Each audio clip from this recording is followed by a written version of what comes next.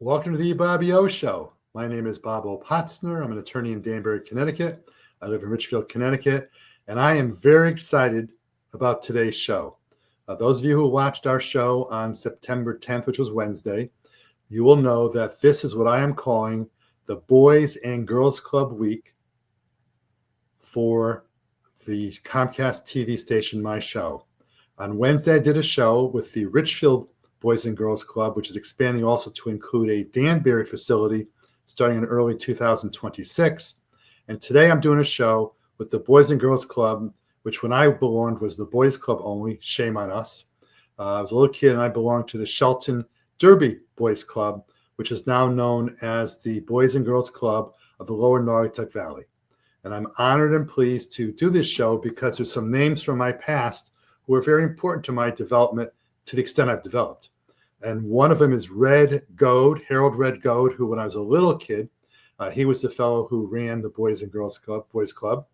Then Jack Rebus, who went from being Youth of the Year to he ran the Boys Club in Shelton for a long period of time. Then Mike Catella, who I played basketball with for many years. He's a much better player than I am. Maybe I could beat him now, but I couldn't then. He also was heavily involved in the Boys Club in Shelton, who then moved on to the Stanford Boys Club. And I also want to shout out to Jennifer Champagne, who is on, I believe, the board of directors of the Boys Club at the Lower Naugatuck Valley. She's a good friend of mine. We work professionally and we're personally very close. And she's the one who encouraged me.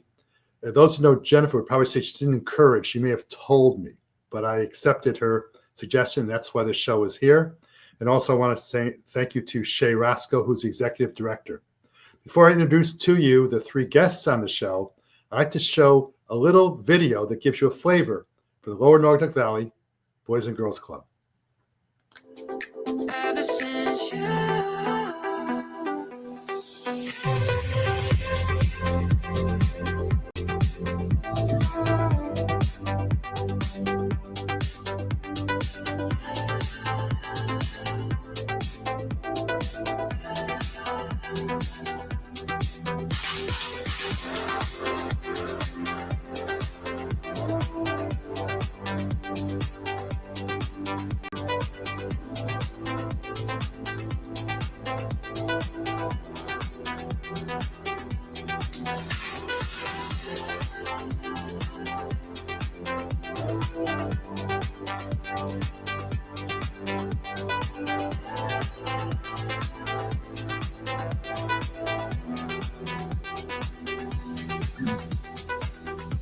run away from the night, gotta feel so alive.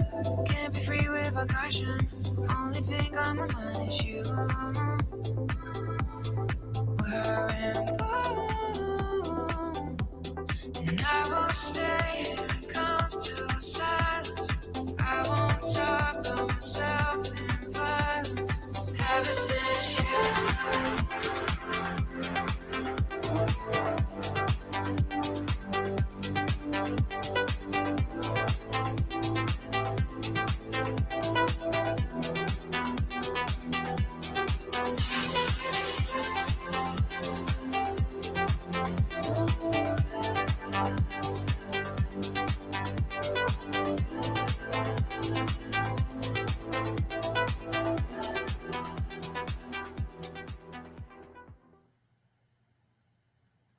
That is an awesome video. That's a beautiful video.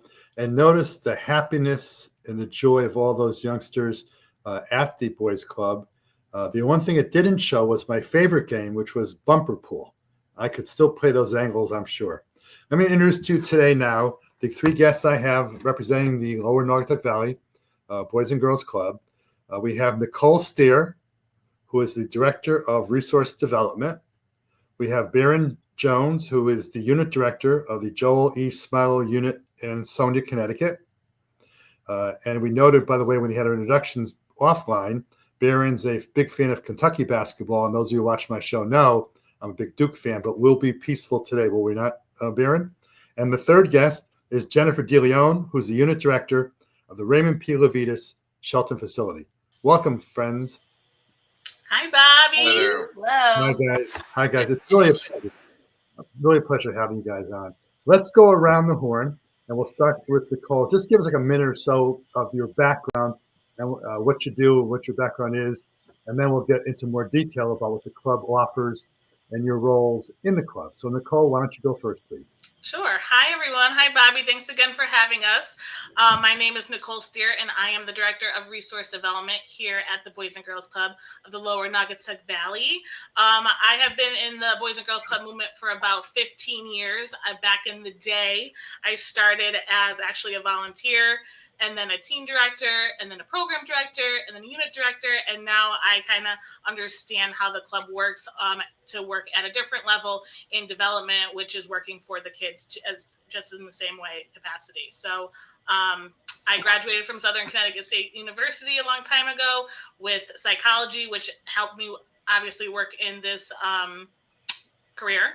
And yeah, it's been part of the club has been a part of my life for a very long time. I'm glad you mentioned that you started as a volunteer because I went on your website, and as Jennifer Champagne would tell you, I always do my homework. And I saw that you have a very good program for asking for volunteers to help out, not just monetarily, Yes. but also doing activities. We could perhaps talk about that a little bit later in the show. Sure. Your twin to your immediate left looks like Jennifer. Hello, I'm Jennifer, Jen DeLeon. I've been at my Boys and Girls Club since I was 8 years old. So I grew up here as a club member and never left once I came. I attended Southern Connecticut State University as well and received my bachelor's degree in social work, and then went to Fordham University for my master's degree in social work as well, which has gone hand in hand with, doing what we do here on a daily basis. So yeah, I've worked here for the last 20 years since I was able to work till now, doing the work we do. And I also, I am also a school social worker in the Shelton Public School System as well. Which school? Sunnyside School. Well, I went to Shelton. I'm born and raised in Shelton, Connecticut, and my old the expression is "born in Shelton, dead in Shelton." That's what happened. You're born and raised in Shelton. And I could also sing the Sunnysiders fight song because I went to Sunnyside School for 5th and 7th grade. I won't go beyond Sunnysiders stand together. Well, we do still sing it every day. Do you really sing every day? Well, Yeah. Someday if you invite me down there, maybe I'll bring donuts and ice cream, and I'll sing the song with your crew. Okay. I think actually Toby Silvetsky, I think, or Weinstein, I think, is also a teacher at Sunnyside. She may have retired by now. She's a music teacher. And she's a relative of ours. Baron Jones. Yes, sir. Well, as you said earlier, I'm a huge Kentucky fan. I was born and raised in Kentucky. I moved here with my wife, got a job at Quinnipiac. This is actually a second career path for me. I decided to go back to school and get my master's in recreation administration.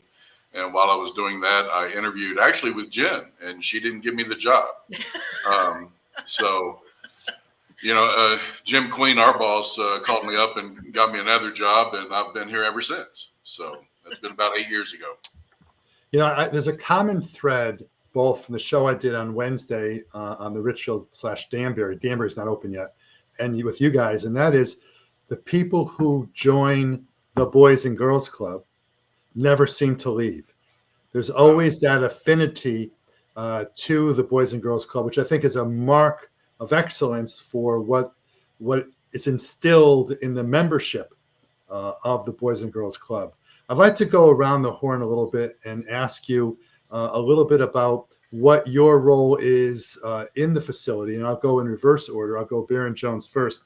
You run the Ansonia facility, which I think is on Howard Avenue, you told me? Is that where it is? That's correct, yes. Tell me my about... My job here is to get these kids here, keep them safe, keep them off the streets, help them with their homework. We have an amazing staff here. That's really what I oversee as the staff. But it is a great task every day to have, close to 150 kids come through the building, from 2:30 to 9 o'clock at night. So, do you take any credit for the terrific success on the Gridiron by the Ansonia? It used to be called Lavender. What do you call it? Chargers. I take all the success because the majority of those kids have come here or are still coming. So it's all Boys and Girls Club related, yes. Someday I'll tell you a funny story offline. When I was on the Board of Education, I was in Richfield Board of Ed for 6 years, most recently, but I lived in Shelton for many years. I was on the Board of Ed in Shelton for 9 years. and we had an opening in a football coach, and I was like 24, 25 years old, and I was the head of the athletic committee, and we had to hire a football coach, and I interviewed Tom Hunt, who became the head, Jack Hunt, who became a legendary coach in Ansonia, and also John Sponheimer. But it didn't work out. And so you guys won about 12 state championships in a row, and we didn't have too many when I was in the Board of Ed. But in any event, you also mentioned safety. And I went on your online, and I was very impressed to see online, I'll read to you, it says, safety is our number one priority. At the Boys and Girls Club of the Lower Naugatuck Valley, there is nothing more important than the safety of our members. We work every day to create a safe, fun environment so kids can have every opportunity to be successful in life. It goes on from there. How do you go about fulfilling that activity, Baron? How do you do that? It starts actually before we even get in the building. We have a multitude of cameras, video cameras set up to monitor the neighborhood. We have relationships with the police officers, with the schools to let us know if anything's happening outside of our building to start with. And once they're in this building, they sign in, and we know exactly where every child is at every moment of the day. Like I said earlier, we have an amazing staff. They all have walkie-talkies, so we're in constant communication of knowing where every child is and what's going on. So very, very, very important, because especially now, it's different. When I was a kid many years ago, you didn't worry. We used to live on Howe Avenue, and then we moved to Long Hill section of Shelton, and I would just walk to the Boys Club. I don't know if people do that anymore. Jennifer, let's talk about what you do as unit director of the Levitas facility in Shelton. Sure. So kind of echoing what Baron just said, making sure that the daily operations are happening, whether that be with staff, the kids, the parents, constant communication. We also have a great relationship with our school system, local police station, just to make sure that everything is kind of going even keel. I also oversee our 2 school sites, which we have in Shelton, at the Elizabeth Shelton school site, and then Booth Hill school site as well. So we have members that are coming to and from before and after school, attending at those sites, in addition to the before and after school program here at our clubhouse, which you mentioned, which is on One Positive Place in Shelton. So yeah, my role also pertains to the safety, the overseeing of scheduling, talking about safety. I think another big piece, and one that's near and dear to my heart, is the emotional safety of our kids as well. Making sure that not only are they physically safe within our building, but also emotionally safe, knowing that they are supported by the staff, those positive role models that they are coming to each day. We strive to make sure that they are the reason they come to the club every day, providing them with an opportunity they wouldn't have had otherwise. So I really, as Baron does, takes pride in making sure that that's the experience our kids are getting on a daily basis. And yeah. You mentioned that you have school sites, Elizabeth Shelton and Booth Hill. Mm-hmm. Tell me, please, what do you mean by sites? You literally go to the facility and have programs like in the gym after school, that type of thing? Yep. So our trained youth development professionals are stationed at those 2 school sites, where I mentioned they run before and after school programs. It's a Boys and Girls Club essentially within a school. So they have access to the gym, the cafeteria, the outdoor spaces where they still perform our programming, whether it's homework help, gym time, triple play, arts and crafts, snack time, constant activities going on and on, just not within our building. They're off on our school sites. Is the facility in Shelton actually near the Riverview Park? Is that where that's the facility down below there? Okay, Yep. So I asked that question because it's probably about a 25-minute ride, I'm going to guess, more or less, from Elizabeth Shelton or Booth Hill down Yes. to the school. So to have it at the schools is terrific. I really find that great. I'm going to come back to you in a moment, but I want to ask Nicole, what is your role and function? It's probably about fundraising. It is. I mean, I'm down to do whatever too. I mean, I know what it's like in Jen and Baron's shoes too, but I'm in charge of the fundraising. We have a small team up. The light. We have a small team upstairs. Myself, obviously Shay, our marketing director Alyssa, and our finance and our operations Jimmy Queen. Shout out. So we focus and communicate and work all together, but my main focus are events and fundraising for the club. When I hear Jim Queen, was that a football player star at Shelton High School years ago? Yes. Yeah, Yes, I'm ma'am. going I to know. say yes. Yeah, I think he may have gone to high school with my sister. And he was a really good athlete, very, very good athlete. By the way, it's part of the fundraising. Do you need some funds to pay your utility bill right now? Is that the problem? We- I Perfect plug there, Bobby. we're Perfect. gonna get the fundraising in a moment. Jennifer, I want to come back to you because I have a lot of respect. When I was on the Board of Education for, I said, 15 years. My daughter's a special ed teacher. My wife's a retired special ed teacher. The role of the social worker. When I was in school, they had a guidance counselor who did everything. And now the school districts have all these different functions which we need for our social activities and needs of our students. Having you with your full-time position with the school district, I think is very useful and helpful. Tell me how it is that you're being a social worker until 2 o'clock every day, more or less, and then going to the Boys and Girls Club. How do the two connect? Sure. So I'm part-time in the school system, so I'm there each morning, and then I come to the club. And it actually worked out when I graduated with my master's. Shelton Public Schools was hiring a part-time social worker, which allowed me to continue on with my position, my full-time position here at the club.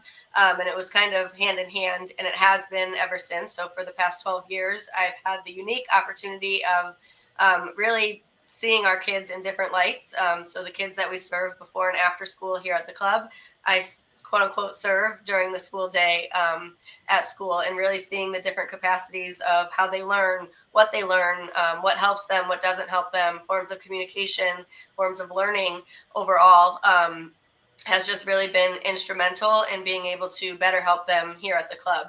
As I mentioned, emotional safety is near and dear to my heart. We have put calming corners in each of our areas with the help of grant monies, within each areas of the club to help the kids really regulate their emotions. And it, like I mentioned, it's just hand in hand. Just like we say, we can't teach a kid that's not ready to learn. We can't help a kid that's not ready to be helped, right? So our hope is to really be able to do that on a daily basis. And with that unique opportunity and having them really every hour of every day. And it's just that one school, but also I then have, great partnerships with the social workers and the psychologists and the school counselors within all of the school district. And just constant communication really helps our kids be successful, not only in their school days, but also here at the club as well. I've been living in Richfield, Connecticut since 1997. So I've been here 28 years in Richfield. Before that, I lived in Shelton, except for when I was in law school at Duke in Durham, North Carolina. And I'm proud to say that when I lived in Shelton, it was a middle-class community. And I think there's a lot of attributes to having a middle-class community. But however, one of the negative things is that there are families who are in need. There are kids who come to your club, I bet, who may only get their one meal a day or 2 meals a day from school, and then whatever you may offer to them. Nicole, as part of your fundraising activities, tell me a little bit about the programs you have for children who have financial issues, who have financial needs, who can't just go on a trip to the Peabody Museum in New Haven, for example, and pay the entrance fee. How do you go about helping those? First of all, I assume that you do help the kids financially. Mm-hmm. And number two, so I can get an objection from opposing counsel saying lack of foundation sustained. So give me the foundation, first of all, that you do help sustain. See, I'm being a lawyer and a judge at the same time. So tell me, you do probably help the kids out. And number two, how do you go about doing it? Then I'm going to go to Barron and see his perspective on that issue. We do. So obviously it takes a village to have these kids here and help them too. But we scholarship a lot of our kids. So and we work with the families. Jen and Barron do such a great job at knowing exactly what family could communicate with them to say, hey, we need a little bit more help. Hey, my kid needs more gifts around Christmas, or my kid needs to come to the club, but we can't afford it. So we take and work with every single family to put them on a scholarship to help them stay in the club. It's a safe place that we can offer to them and give them different experiences. So we don't want the family's finances to kind of interrupt that. Do you want to comment upon that, Barron, please, from Aunt Sonia? Sure. For our area, the scholarships and the Back a Kid program are huge here.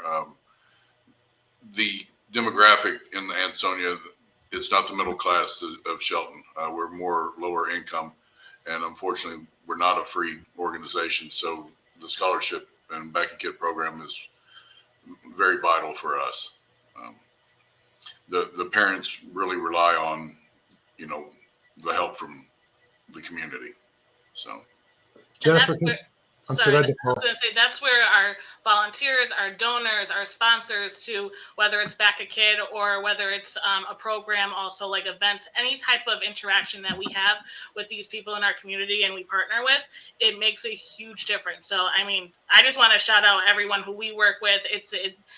They're changing kids' lives basically because you're allowing our kids to come here and we take care of them and we raise them and we help them get ready for the future.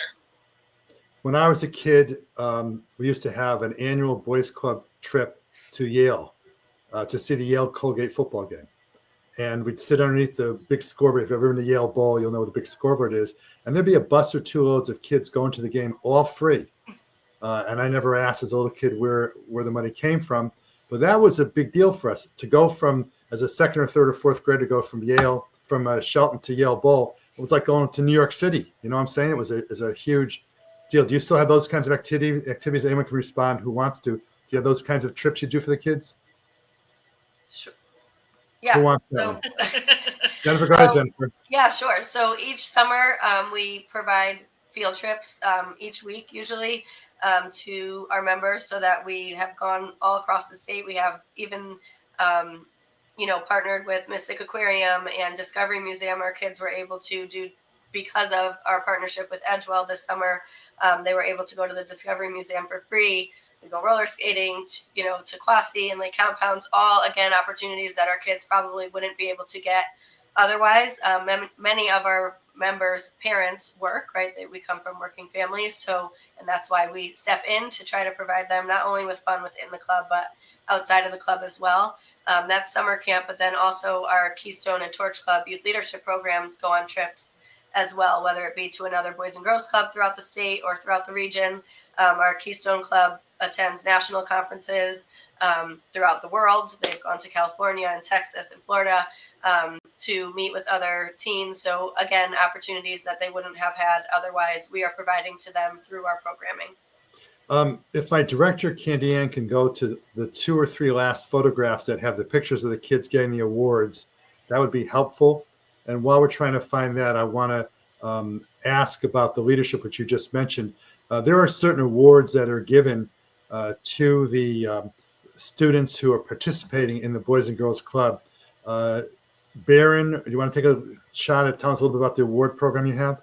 Well, this one that they're showing here is their Youth of the Year program, where the kids prepare essays to actually compete nationally if they can continue on throughout the different regions.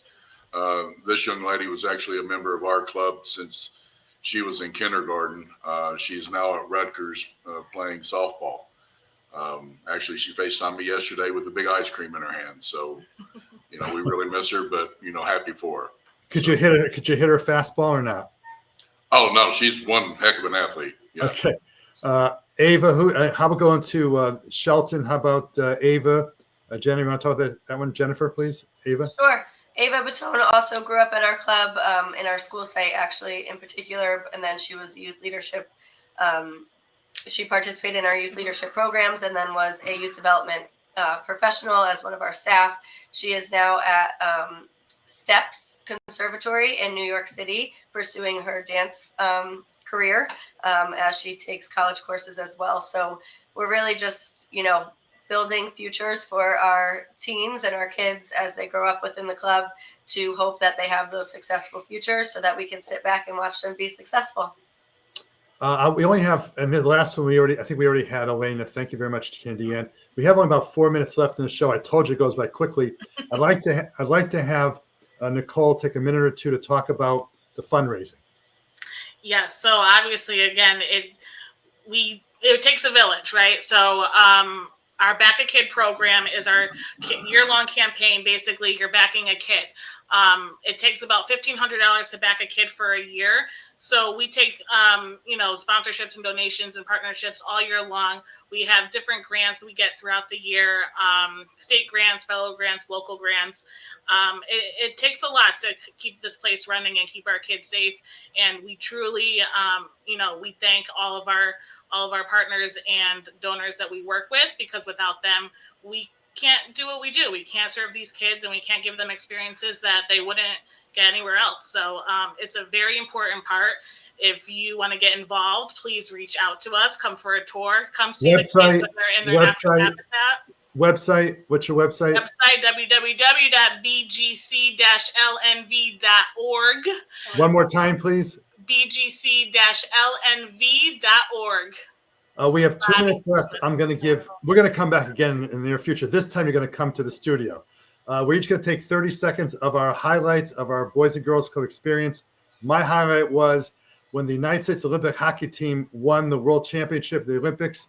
I was at the Boys Club playing basketball that day. We were all downstairs watching a little screen TV. And then what happened years later, I had the old-fashioned big screen TV, like as big as this room.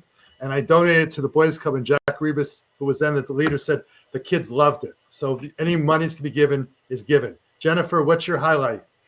I have so many, but one that sticks out completely is taking our Keystoners on regional and national trips. The first time I got my van license, I hopped in our 15-passenger van and took 8 of our Keystoners to Boston by myself. I was very, new into the position at that time, and it just sticks with me as a favorite memory.